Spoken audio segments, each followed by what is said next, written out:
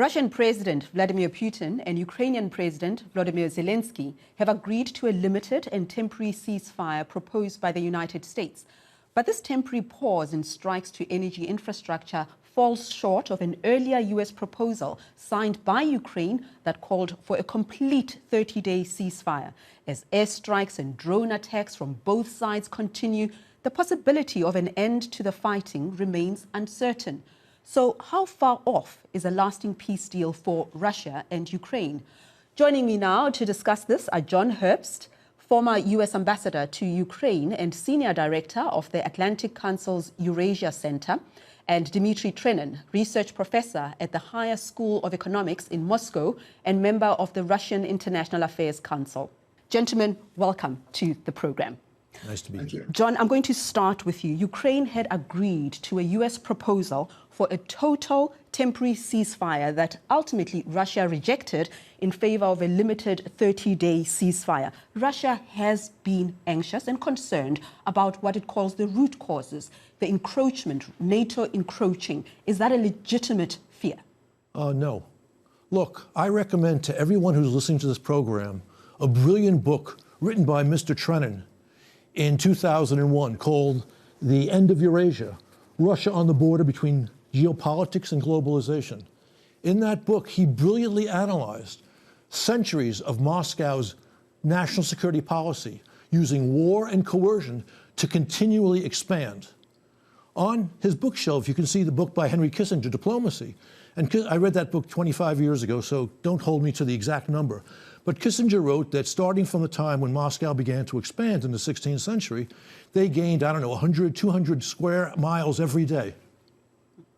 So in Trenin's book from 2001, he said Russia should say goodbye to geopolitics, this policy of coercion of its neighbors, and become a normal nation that accepts globalization, freeing its people to participate fully in the world economy. Mm-hmm. Dmitri, just come in here. I mean, there's a lot of argument to be made around the anxiety on NATO expansion, but does that justify Russia's invasion of Ukraine in 2022? I mean, we're talking about a 3-year war that has killed thousands of people. Is that justified? First of all, I would want to commend John on referring to my old book, which I believe was something that reflected the spirit of the moment. And that moment lasted a long time. Russia, for the first time in its history, was attempting to become a member of the Euro-Atlantic community, an ally of the United States. And with regard to territorial expansion, Russia historically was an empire. That's a fact. Now, to your question, I think that Russia, particularly President Putin, who not only symbolizes Russia, but he spoke for Russia and he acted on behalf of Russia. He was loath to start military hostilities in Ukraine.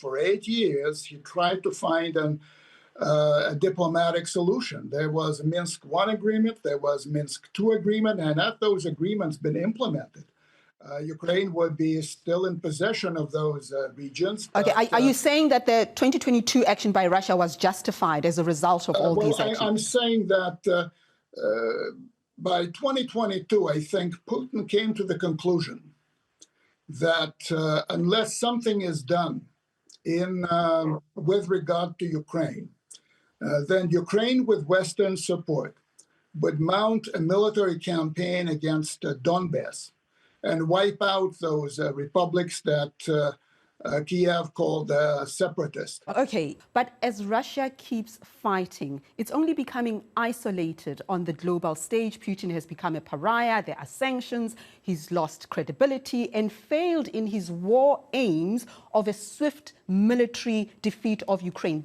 Given that Russia is not the global superpower that it once was, what is Putin trying to prove? Well, first of all, I think, again, I'm sorry to say that, but you're wrong in your judgment that Russia is isolated.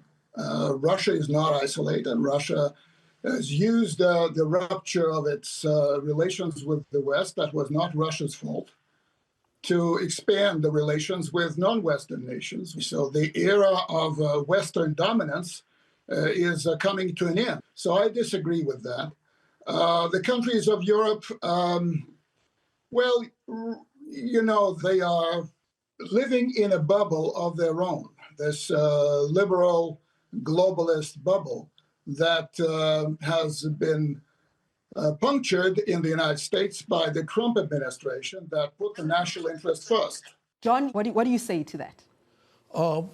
It's worth reminding the audience, and Dmitri too, that Putin has been branded an international war criminal. Putin, did not go to some conferences in the global south because of fear about that. Although I agree that because of the peculiar approach taken by President Trump, Russia's isolation seems to be diminishing. But coming back to what's happening, certainly the invasion of Ukraine, the big invasion 3 years ago, has seriously weakened Russia's international positions. You now have 2 new members of NATO, one of which borders Russia. And Ukraine simply wants to be able to choose its own future and its own pals, its own friends. And yet, John, they're not winning the war. I mean, what do you make of the argument that defeating Russia militarily is not realistic and it only prolongs a war that Ukraine is going to lose? Well, look, there are 2 answers to this question, all right? The first, very simple. If the United States armed Ukraine properly, this was true since the big invasion began, the Russians would have been kicked out maybe of 50 or 60 more % of their holdings in Ukraine. Biden was timid. He was intimidated by Putin's nuclear bluffs. And Trump doesn't seem to understand that Russia is an adversary of the United States. Okay, so that's one. So this could be done if you had the right American policy. But you don't have the best American policy. That's point one. Point two, Trump has a proposal that could achieve a stable peace. Zelenskyy has basically said yes to this. Putin has said no. Because, again, Putin's objective is to achieve effective political control of Ukraine. Consistent with the centuries of Russian domination of its neighbors, described brilliantly by Dmitri in that book 24 years ago. Okay, so Dmitri, your response and what happens next? Where does this end? I think that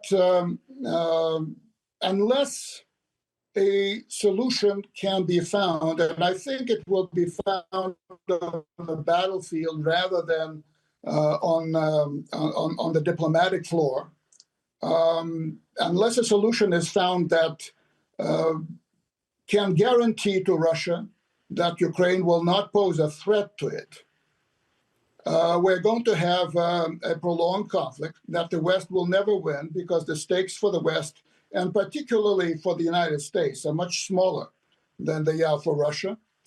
Russia is winning the war right now, will continue to gain ground and progress on the battlefield.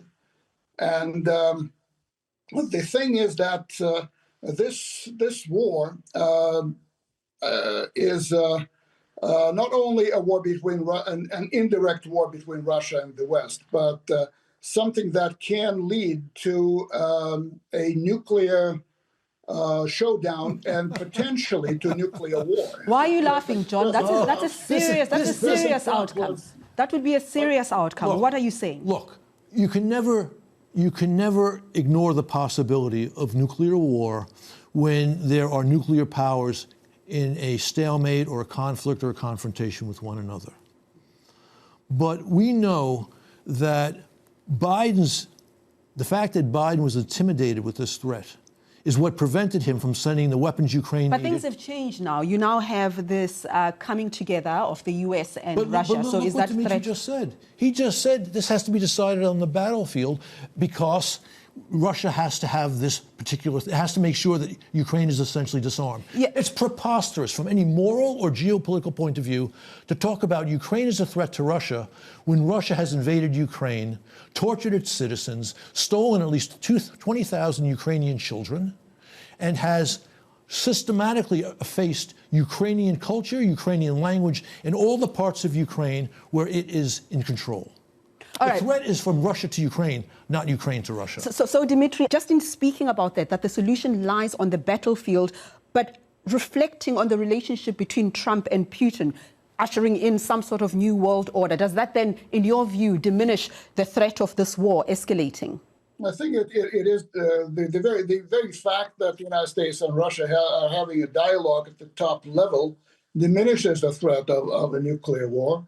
I think that President Biden mindlessly put the world very close to the brink of such a war. The arrogance of the United States and other Western nations, particularly the U.S., though, was such that they simply ignored Russian security concerns, and that's where we are.